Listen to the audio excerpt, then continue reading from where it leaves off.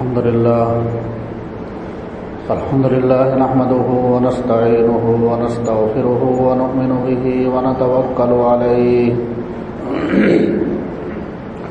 ونعوذ بالله من شرور أنفسنا ومن سيئات أعمالنا من يهده الله فلا مضل له ومن يضلل فلا هادي له ونشهد أن لا إله إلا الله وحده لا شريك له ونشهد أن سيدنا ومولانا محمدا عبده ورسوله صلى الله تعالى عليه وعلى آله وأصحابه وبارك وسلم تسليما كثيرا أعوذ بالله من الشيطان الرجيم بسم الله الرحمن الرحيم إذ يتلقى المتلقيان عن اليمين وعن الشمال قعيد ما يلفظ من قول إلا لديه رقيب عتيد صدق الله مولانا العظيم. دوستو بزرگو،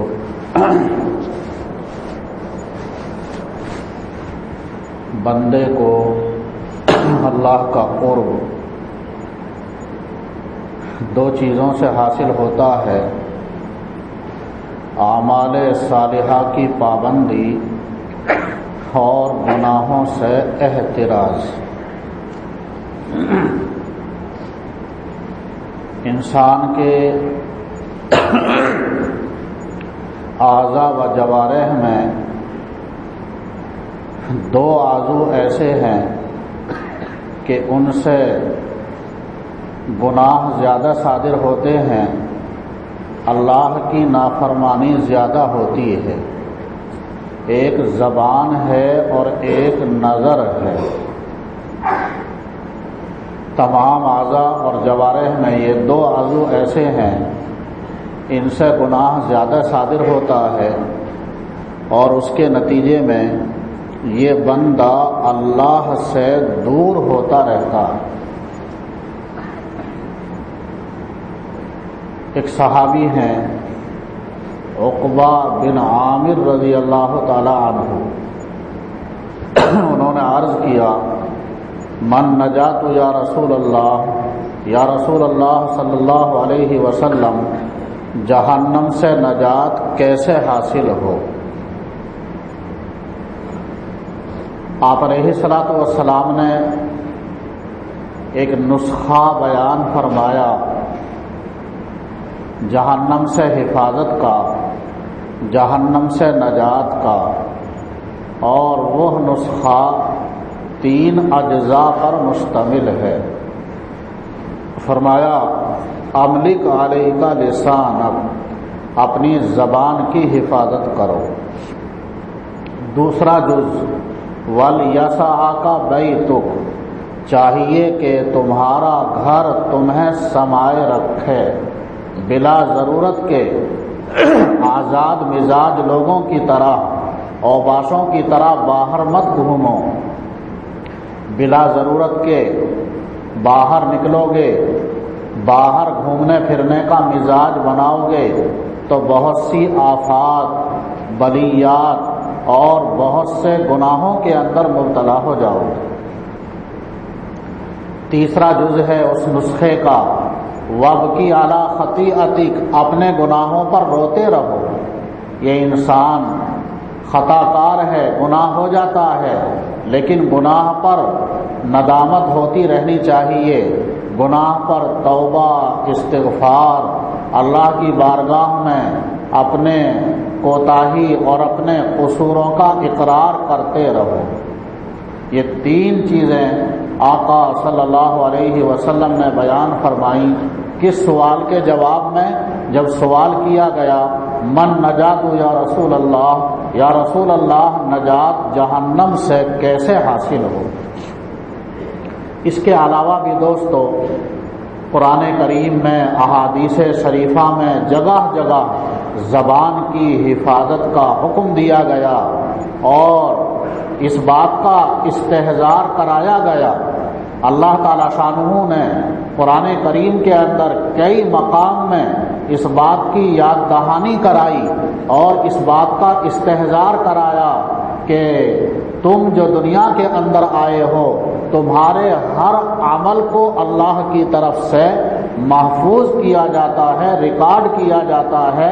خاص طور پر اس زبان سے بندہ جو کچھ بولتا ہے اس زبان کے ہر لفظ کو محفوظ کیا جاتا ہے۔ اذ یتلقى المتلقیان عن الیمین وعن الشمال قعید، اللہ نے دو فرشتے بٹھا دیے، ایک فرشتہ داہنے کاندھے پر، ایک فرشتہ بائیں کاندھے پر۔ یہ دو فرشتے اللہ تعالی شانہ نے انسان کے اوپر نگراں بنا کر بٹھا دیے ہیں۔ ان کا کام کیا ہے؟ ما یلفظ من قول الا لدیہ رقیب عتید، یہ بندہ اپنی زبان سے جو کچھ بھی بولتا ہے یہ دونوں فرشتے اسے اس کے نامۂ اعمال کے اندر لکھ لیتے ہیں، محفوظ کر لیتے ہیں، ریکارڈ کر لیتے ہیں۔ کرامن کاتبین ہیں یہ، اصل تو ان کا کام یہ ہے کرامن کاتبین یعلمون ما تفعلون، بندے کے ہر عمل کو ریکارڈ کرتے ہیں۔ لیکن بتایا کہ زیادہ گناہ جو صادر ہوتے ہیں وہ زبان سے ہوتے ہیں، اس لیے اس آیت کریمہ میں ان دونوں فرشتوں کا جو اہم کام ہے زبان سے نکلنے والے الفاظ کو محفوظ کرنا، اللہ نے خاص طور پر اس آیت میں اس کو بیان کیا، ورنہ وہ ہر عمل کو ریکارڈ کرتے ہیں۔ فَمَن يَعْمَلْ مِثْقَالَ ذَرَّةٍ خَيْرًا يَرَهُ، یہ بندہ اگر خیر کا کوئی ذرہ کرے گا قیامت کے دن اسے بھی دیکھ لے گا۔ وَمَن يَعْمَلْ مِثْقَالَ ذَرَّةٍ شَرًّا يَرَهُ، اور اگر برائی کا کوئی ذرہ کرے گا اسے بھی وہاں دیکھ لے گا۔ اپنے نامۂ اعمال کے اندر ہر چیز کو لکھا ہوا پاوے گا۔ اللہ تعالیٰ شانہ فرمائے گا اس بندے سے قیامت کے دن میدان حشر میں، اقرا کتابک کفا بنفسک اليوم علیک حسیبا، اے بندے ہم تیرا کیا حساب لیں، اپنے نامۂ اعمال کو خود پڑھ لے، دیکھ لے تو دنیا میں کیا کر کے آیا ہے، کیسی زندگی گزار کے آیا ہے، خود اپنے نامۂ اعمال کو پڑھ لے، اس کا نامۂ اعمال اس کے سامنے حاضر کر دیا جائے۔ یہ بندہ تعجب سے کہے گا، قرآن کہتا ہے ما لہذا الکتاب لا یغادر صغیرۃ ولا کبیرۃ الا احصاها، اس کتاب کو نامۂ اعمال کے لیے کہے گا اسے کیا ہو گیا، اس نے میرے نہ کسی چھوٹے گناہ کو چھوڑا نہ بڑے گناہ کو چھوڑا، ہر چیز کا اس نے ریکارڈ اور اپنے اندر محفوظ کر لیا ہے۔ جگہ جگہ زبان کی حفاظت کا حکم دیا گیا، اس کی ایک وجہ ہے دوستو، زبان سے گناہ زیادہ صادر ہوتے ہیں۔ علاوہ ازیں اس میں ایک حکمت مضمر ہے، پوشیدہ ہے، وہ یہ ہے کہ جو اعمال صالحہ ہیں ان اعمال صالحہ کو بھی آدمی صحیح معنی میں اسی وقت میں انجام دے سکتا ہے جب وہ اپنی زبان کی حفاظت کرے۔ ایک حدیث سنیے، ترمذی شریف میں بھی ہے، ابن ماجہ مسند احمد میں، حضرت معاذ بن جبل رضی اللہ تعالی عنہ حضور اکرم صلی اللہ علیہ وسلم کے چہیتے صحابی، انی لاحبک یا معاذ، اے معاذ میں تم سے محبت کرتا ہوں، آقا صلی اللہ علیہ وسلم فرما رہے۔ ایک مرتبہ معاذ بن جبل رضی اللہ عنہ نے عرض کیا، اخبرنی بعمل یدخلنی اللہ الجنہ ویباعدنی من النار، او کما قال علیہ الصلاۃ والسلام، یا رسول اللہ ایسا عمل بتائیے کہ اس عمل کی برکت سے جنت کا داخلہ مل جائے اور جہنم سے دوری اور حفاظت ہو جائے۔ اخبرنی بعمل یدخلنی اللہ بہ الجنہ ویباعدنی من النار، جس عمل کی برکت سے، جس عمل کو کرنے کے نتیجے میں جنت کا داخلہ نصیب ہو جائے اور جہنم سے حفاظت ہو جائے۔ دوستو آپ نے شاید اندازہ لگایا ہو، جو پہلے حدیث سنائی عقبہ بن عامر رضی اللہ عنہ کی، انہوں نے سوال کیا من نجات یا رسول اللہ، یا رسول اللہ جہنم سے نجات کیسے حاصل ہو؟ معاذ بن جبل سوال کر رہے ہیں، یا رسول اللہ ایسا عمل بتائیے کہ اس عمل کو ہم کریں جہنم سے حفاظت ہو جائے، جنت کا داخلہ نصیب ہو جائے۔ ایک عربی دیہات کے رہنے والے صحابی آتے ہیں اور کہتے ہیں دلنی علی عمل اذا عملتہ دخلت الجنہ، ایسا عمل بتائیے میں اس عمل کو کروں تو جنت کا داخلہ نصیب ہو جائے۔ بس صحابہ کی یہی ایک فکر تھی، یہی ایک فکر ان کو دامن گیر تھی، وہ یہ سوال نہیں کرتے تھے ایسا عمل بتائیے کروڑ پتی بن جائیں، بینک بیلنس زیادہ ہو جائے، گاڑیوں کے مالک ہو جائیں۔ یہ دنیا کی ہرس اور حوث اللہ نے ان کے اندر سے نکال دی تھی۔ اولئک الذین امتحن اللہ قلوبہم للتقوی حبب الیکم الایمان وزینہ فی قلوبکم وکرہ الیکم الکفر والفسوق والعصیان۔ صحابہ کی تو دوستو اونچی شان ہے۔ حضرت صلی اللہ علیہ وسلم نے معاذ بن جبل رضی اللہ عنہ کے سوال کے جواب میں فرمایا لقد سألت عن امر عظیم وَإِنَّهُ لَيَسِيرٌ عَلَى مَنْ يَسَّرَهُ اللَّهُ تَعَالَى عَلَيْهِ، جب انہوں نے یہ سوال کیا ایسا عمل بتائیے میں اس عمل کو کروں تو جنت کا داخلہ نصیب ہو جائے اور جہنم سے حفاظت ہو جائے۔ آقا صلی اللہ علیہ وسلم فرما رہے ہیں تم نے ایک مشکل چیز کا سوال کیا، لیکن وَلَكِنَّهُ يَسِيرٌ عَلَى مَنْ يَسَّرَهُ اللَّهُ تَعَالَى عَلَيْهِ، اللہ اس کو کسی کے لیے آسان کرنا چاہے تو اس کے حق میں وہ چیز آسان ہو جاتی ہے۔ تَعْبُدُ اللَّهَ وَلَا تُشْرِكُ بِهِ شَيْئًا وَتُقِيمُ الصَّلَاةَ وَتُؤْتِ الزَّكَاةَ وَتَصُومُ رَمَضَانَ وَتَحُجُّ الْبَيْتَ، اللہ کی عبادت کرو، اللہ کے ساتھ کسی کو شریک نہ کرو، نماز ادا کرو، رمضان کے روزے رکھو، زکوٰۃ فرض ہو زکوٰۃ ادا کرو، حج فرض ہو حج ادا کرو۔ اعمال مفروضہ حضور اکرم صلی اللہ علیہ وسلم نے بیان فرمائی۔ اس کے بعد فرمایا الا ادلک علی ابواب الخیر، یہ اعمال مفروضہ ہیں، فرض اعمال ہیں، ان کو انجام دو گے تو جہنم سے حفاظت ہو جائے گی، نفس جنت کا داخلہ مل جائے گا۔ لیکن کیا ایسی چیز بتاؤں جس سے جنت میں تمہارے درجات بلند ہو جائیں؟ الصوم جنت، روزہ ڈھال ہے، نفلی روزے کا بھی اہتمام کرو۔ والصدقۃ تطفئ الخطیئۃ کما یطفئ الماء النار، صدقہ گناہوں کو ایسے ختم کر دیتا ہے جیسا کہ پانی آگ کو بجھا دیتا ہے۔ وصلاۃ الرجل فی جوف اللیل، تہجد کی نماز کا بھی اہتمام کرو۔ یہ نفلی اعمال بتائے کچھ، نفلی روزے کا اہتمام کرو، نفل صدقے کا بھی اہتمام کرو، نفل نماز کا بھی اہتمام کرو، اس سے جنت میں تمہارے درجات بلند ہو جائیں گے۔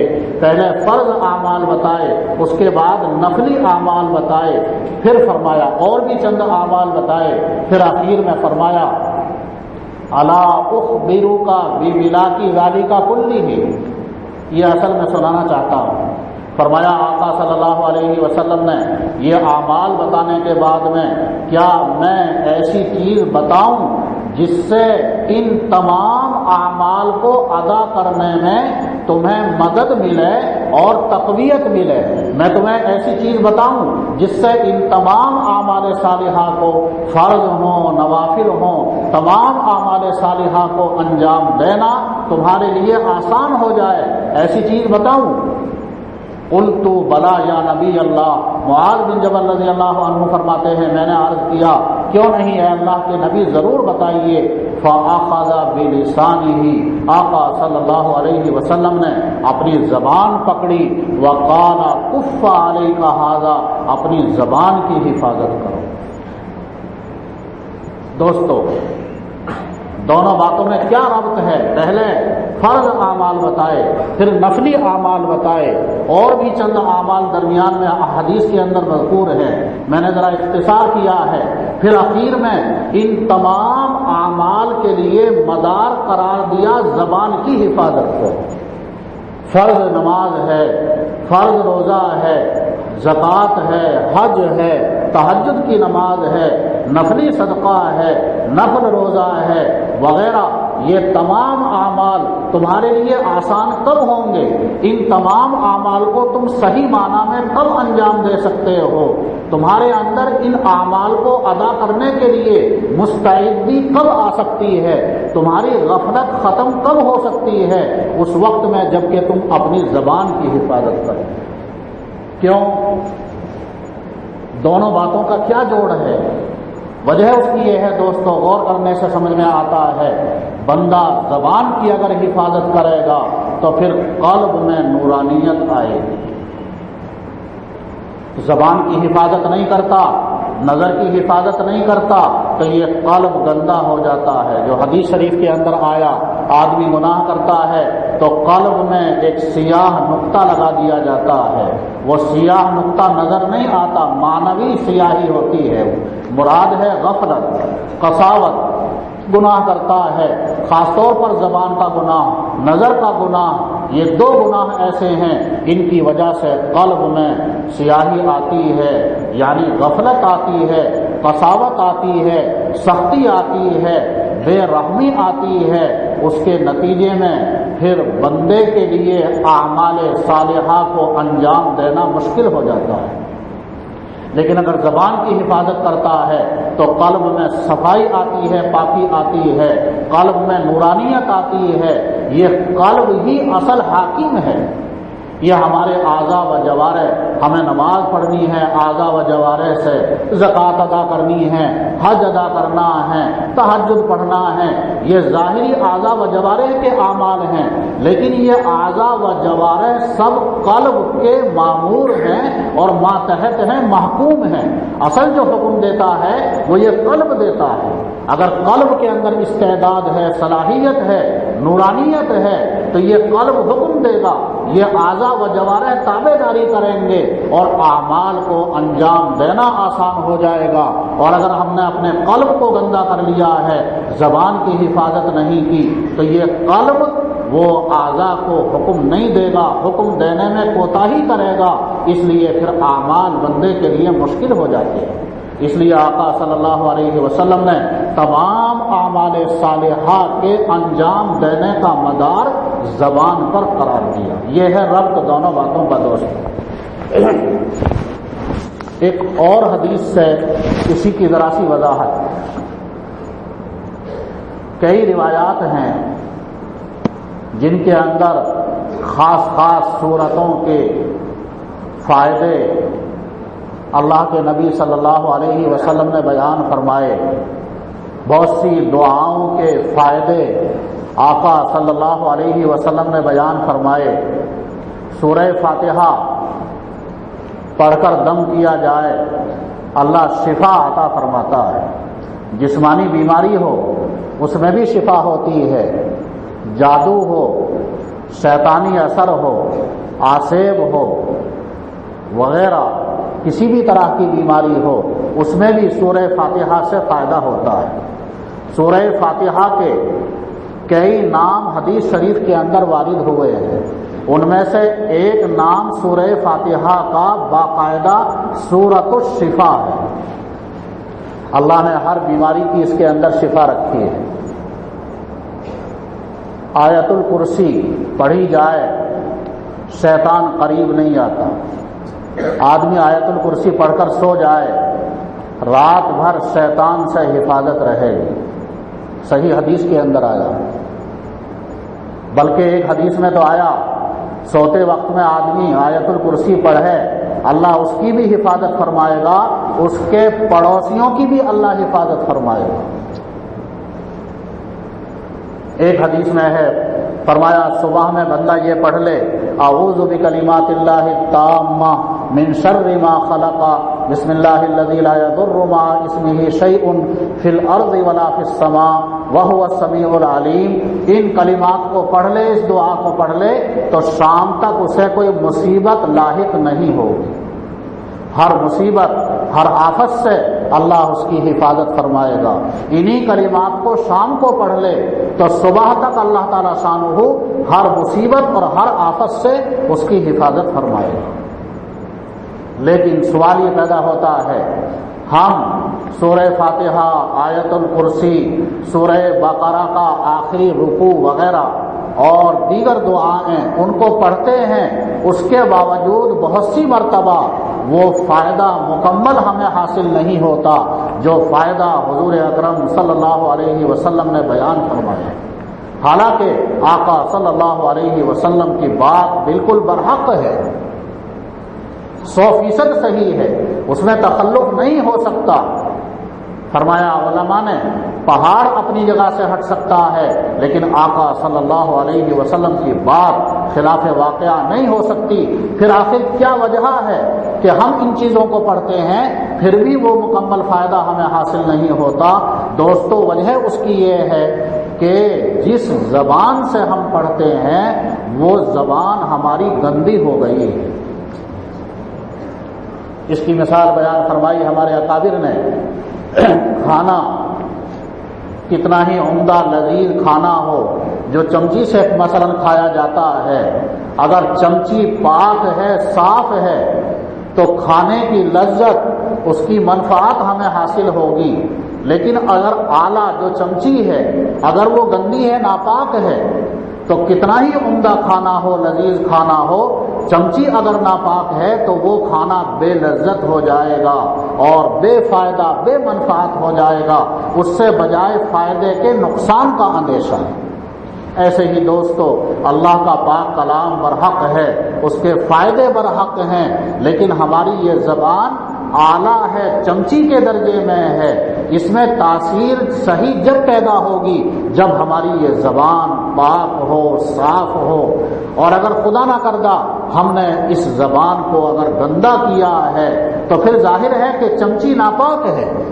پھر وہ فائدے اللہ کے کلام کے، دعاؤں کے کیسے حاصل ہوں جو فائدے آقا صلی اللہ علیہ وسلم نے بیان فرمائے. ہم نے اپنی زبان کو گندا کیا، اس کی نجاست ہمیں نظر نہیں آتی، وہ معنوی نجاست ہوتی ہے، لیکن آقا صلی اللہ علیہ وسلم نے بتلایا کہ نہیں، واقعی وہ گندی ہے اور وہ ناپاکی ہے. ابھی عصر میں غالباً نماز سے پہلے جو حدیث پڑھی گئی، سنائی گئی، اس میں آپ نے سنا بندہ اگر جھوٹ بولتا ہے تو اس کی نحوست کی وجہ سے، اس کی بدبو کی وجہ سے، جھوٹ میں بدبو ہوتی ہے، وہ ہم انسانوں کو نظر نہیں آتی. ہم بدبو میں رہنے کے عادی ہو گئے ہیں.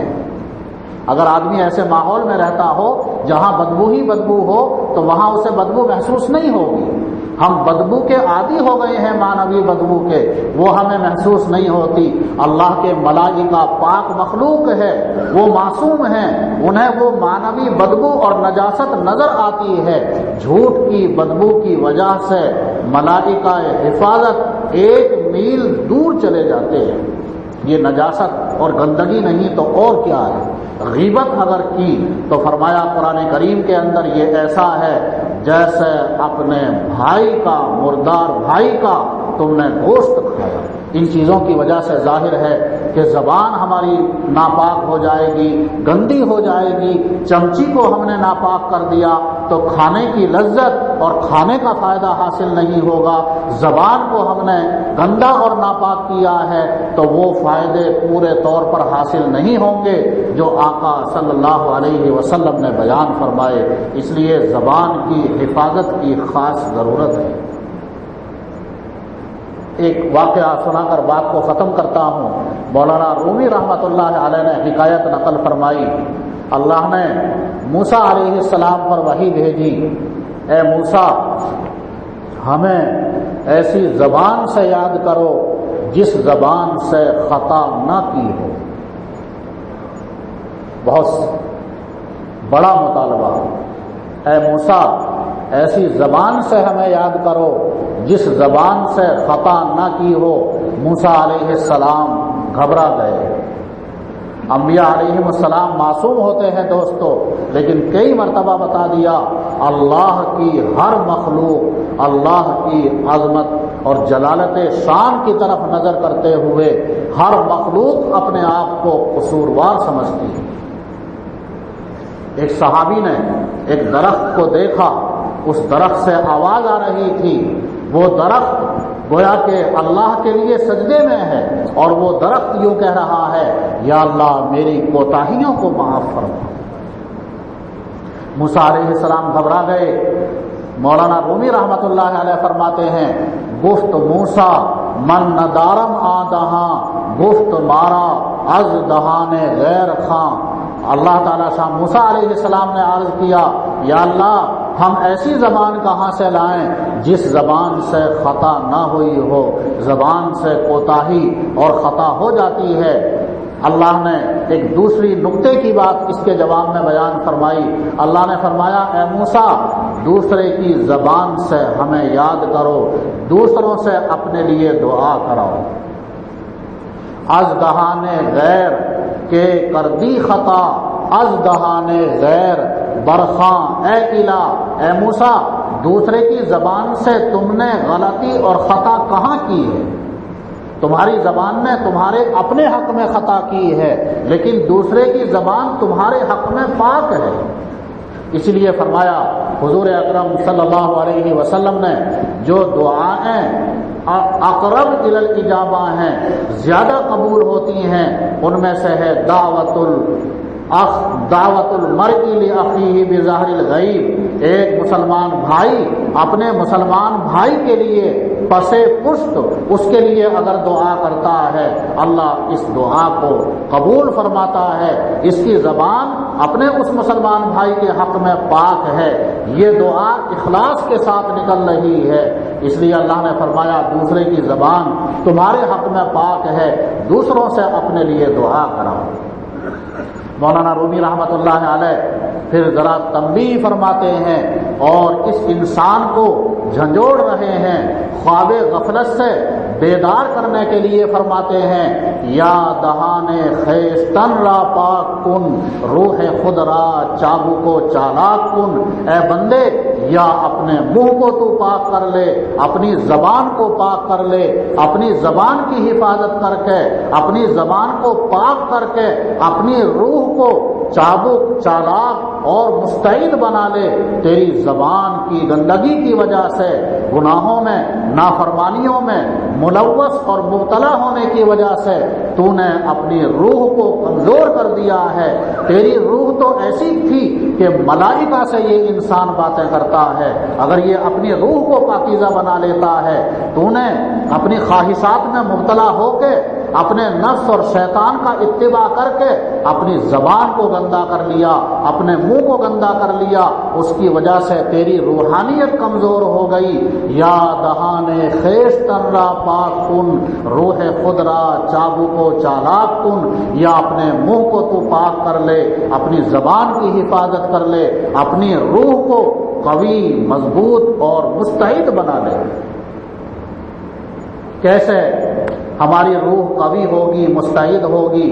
آگے فرماتے ہیں اس کا طریقہ اور اس کا ذریعہ بیان فرمایا ذکر حق پاکست چون پاکی رسید رخت بربندد بروں آید پلید۔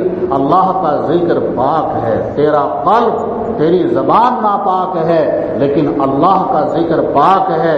اللہ کے ذکر کی کثرت کر، توبہ کر، استغفار کر، اللہ کا ذکر کر۔ یہ اللہ کا پاک ذکر جب تیرے قلب کے اندر پہنچے گا تو اس پاک ذکر کی برکت سے قلب کی اندر کی گندگی اور نجاست باہر نکل آئے گی۔ کپڑا ناپاک ہوتا ہے، گندا ہوتا ہے، اس کپڑے پر پاک پانی کی دھار ڈالی جائے، تسلسل کے ساتھ پاک پانی اس کپڑے پر ڈالیں، آپ ڈالتے رہیں، وہ جو گندگی ہے کپڑے کی پہلے وہ تر ہو جائے گی اور اس کے اندر نرمی آ جائے گی، اس کی جڑیں کمزور ہو جائیں گی، پھر پاک پانی اس پر پڑتا رہے گا، تو اس پانی کی برکت سے وہ گندگی آہستہ آہستہ نکل جائے گی اور کپڑا پاک ہو جائے گا۔ نچوڑا تو ہے نہیں، بغیر نچوڑے کیسے پاک ہو جائے گا؟ علامہ سامی نے لکھا ناپاک کپڑا اگر اس پر پانی تسلسل کے ساتھ کثرت سے ڈالے، چاہے نہ بھی نچوڑیں تو بھی کپڑا پاک ہو جائے گا۔ اس لیے اللہ کے ذکر کی برکت سے، استغفار کی برکت سے، تلاوت کی برکت سے یہ قلب کی گندگی اور نجاست باہر نکلتی ہے، قلب پھر پاک ہوتا ہے، صاف ہوتا ہے، اس میں نورانیت آتی ہے، یہ انسان کی روح قوی ہوتی ہے، مستعد ہوتی ہے، پھر یہ بندہ اللہ کا مقرب ہو جاتا ہے۔ اس لیے دوستو ہمیں اپنی زبان کی حفاظت کا خاص اہتمام کرنا ہے۔ بس اسی پر میں اپنی بات کو ختم کرتا ہوں۔ ہمارے بہت سے ساتھی ایک بڑا عذر اور بڑا معنی یہ بتاتے ہیں کہ جی بہت سی مرتبہ مجلس ہوتی ہے ساتھیوں کی، یہاں نہیں جہاں اپنے کام میں ہے، غیبت سے بچنا چاہتے ہیں، زبان کی حفاظت کرنا چاہتے ہیں، لیکن دوسرے لوگ وہ زبان کی حفاظت نہیں کر رہے ہیں، غیبت وغیرہ میں مبتلا ہیں، اور ہم وہاں سے ہٹ بھی نہیں سکتے ہیں، تو کیا کیا جائے؟ اس کا علاج کیا ہو؟ دوستو اس کی صورت یہ ہے، کوشش اس بات کی جائے کہ ہم اس مجلس میں جو بات چل رہی ہے اس کے موضوع کو حکمت عملی سے ہم بدل لیں، ہم متاثر نہ ہوں بلکہ مؤثر بنیں، ایسی بات درمیان میں داخل کر دیں حکمت عملی سے ان کو پتہ بھی نہ چلے اور گفتگو کا موضوع بدل جائے۔ ہمارے حضرت مفتی محمود حسن گنگوہی رحمۃ اللہ علیہ کے یہاں کثرت سے یہ دیکھا، حضرت کے مزاج میں نرمی بہت تھی، سختی نہیں فرماتے تھے، لیکن اگر مجلس میں کسی کو دیکھا کسی کا کوئی تذکرہ کر رہا ہے اور وہ تذکرہ مناسب نہیں ہے، حضرت بیچ میں کوئی بات ایسی داخل فرما دیتے جس کا تذکرہ ہو رہا ہے اس کی اچھائی کو ذکر کرنے لگتے، اکثر ایسا دیکھا۔ تو وہ مجلس الحمدللہ اب نیکی والی مجلس ہو گئی۔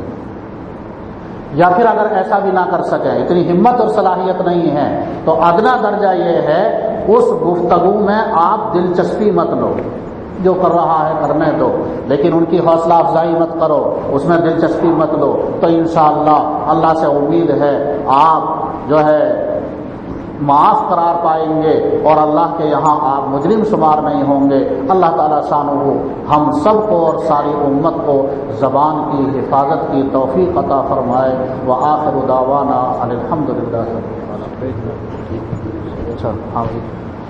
آج الحمدللہ شب جمعہ ہیں اور ویسے بھی 23ویں شب ہے، دونوں باتیں جمع ہیں، تو جیسا کہ مفتی صاحب نے دعا کے اندر فرمایا، تو اللہ سے امید ہوتی ہے ایسے مواقع پر کہ متبرک رات ہو، لیلۃ القدر ہو، اس بات کی توقع ہوتی ہے، امید ہوتی ہے، تو درود شریف کا بھی کثرت سے اہتمام کریں اور عبادت کا بھی دوستوں کثرت سے اہتمام کریں، باتوں میں اپنے اوقات کو ضائع نہ کریں۔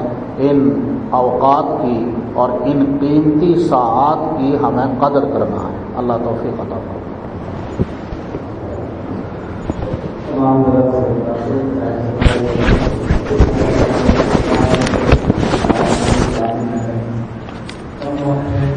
جو